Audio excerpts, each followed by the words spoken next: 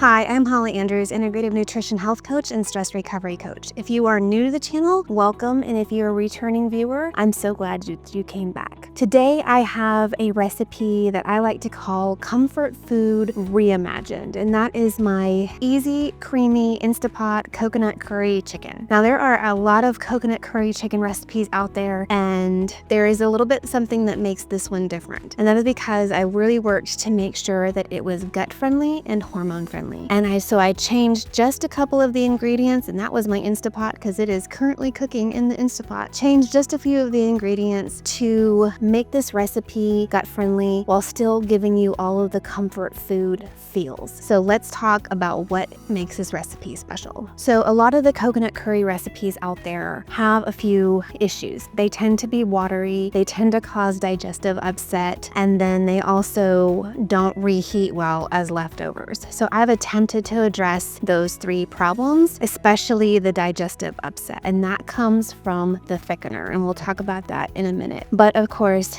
this recipe is protein forward. There's a lot of protein. You're getting 31 grams of protein per serving out of this recipe, and there's a lot of healthy fats instead of seed oils. So we've got either coconut oil or olive oil plus coconut milk that we've added in, and so you're getting all of those healthy fats, which again are going to be easier on your digestion, better for your entire system than the seed oils that tend to come with traditional curry recipes, especially if you're eating out and that kind of thing. So I've attempted to address that way. So you're getting the healthy fats, you're getting a lot of protein, and then depending on what you want to pair this curry recipe with, you might want to pair it with cauliflower rice if you're doing low carb, or regular rice. If I've got brown rice going, if you can hear a slight whistle in the background, that's what that is. I've got brown rice cooking, or you could pair it with quinoa or some other kind of grain, or even lentils, right? So you're gonna get your carbs, your complex carbs from another source. Any of those items would be a great addition to go with the curry itself. So definitely encourage you to pair it with a complex carb and give you your choice of doing that. And I just listed off a whole bunch of things that you could do to pair this recipe. We've also got the warming spices that, are anti-inflammatory. So they're supporting circulation as well. So things like garam masala, curry, chili powder, if you want to use that, that's optional. So all kinds of goodness there. And this recipe just speaks comfort to me. Now let's talk about the thickener for just a minute. Traditional thickeners tend to be cornstarch, right? And if you want to use cornstarch, that's perfectly fine if that's your preference. Just know that cornstarch tends to be harder on the digestive system than something like arrowroot powder, which is what I'm using here. I got my organic arrowroot powder off of Amazon, so it's really easy to access, even if your grocery store doesn't carry it. But arrowroot powder is much, much easier on the digestion.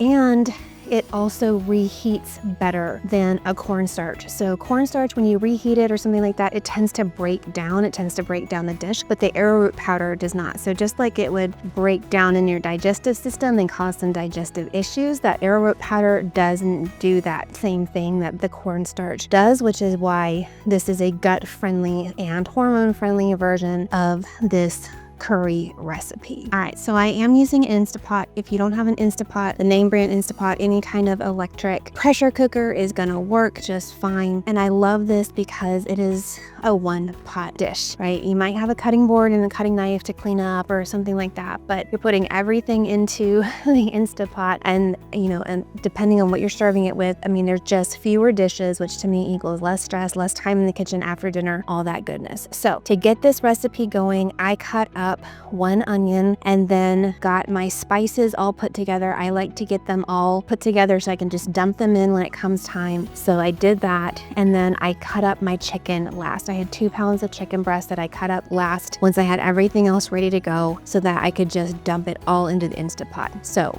once everything was ready to go, I put some oil. I meant to use coconut oil, honestly, and I just spaced. So I've got some olive oil in there. I put my Instapot on normal saute, let that heat up, and then added in my onion and then 3 cloves worth of garlic into that. I use minced garlic that comes in the jar from the store, but you do you in terms of garlic. I just find that that's one less step for me. So I added that in, let that saute for about 4 minutes until everything was translucent. Then I dumped in all my spices, let them bloom for about a minute. Then I added in my can of coconut milk and my can of tomato paste. That's one thing I love about this recipe, is that it uses a full 6 ounces of tomato paste. So you don't have to, there's no 2 tablespoons of tomato paste and then what do you do with the rest of the can? It always goes bad. So that's one thing I love, is that you're getting the full can of tomato paste in there. Mix those up until it's really incorporated, and then you add in the chicken. Stir that up until the chicken is completely coated, and then you turn it off saute and stick it on a pressure cooker setting for 10 minutes. Let that pressure cook, and then once the time is up, you're going to let the pressure cooker naturally release the steam before you want to open the pressure cooker. So that takes about 20-ish minutes. So all told, this recipe takes from prep time to completion time, it's going to be about 50 minutes. So once that pressure has naturally released, you're going to remove the lid, and then you're going to put it back onto a low saute setting. Now, once that comes up to a bubble, you're going to add in your arrowroot slurry. So to make that slurry, you're going to take 1.5 tablespoons of arrowroot powder and add that to 3 tablespoons of cold water and mix that up. Now, once the Instapot has come up to a saute so that you're seeing a little bit of bubbles happening, not quite a rolling boil, but some bubbles happening, then you're going to add that arrowroot slurry in and let it thicken up.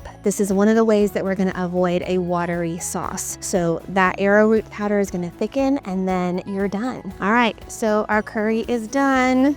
You can see it is still steaming, but like I said, I'm choosing to serve it with some brown rice. I also have some green beans I'm gonna serve it with when I feed my family. But I love this recipe. It is so comforting and so yummy and so pretty, and I hope that you enjoy it too. So if you liked this recipe, enjoy this recipe, please be sure to like and subscribe to the channel. And of course, you can check me out on social media for additional stress-related, cortisol-related tips. And as always, check out my website for ways that you can contact me, work with me, etc. From my free community to my book to my online course to my one-on-one coaching. It is all there online, so be sure and check that out. And until next time, I'm Holly Andrews, and I believe that you can heal your stress from the inside out.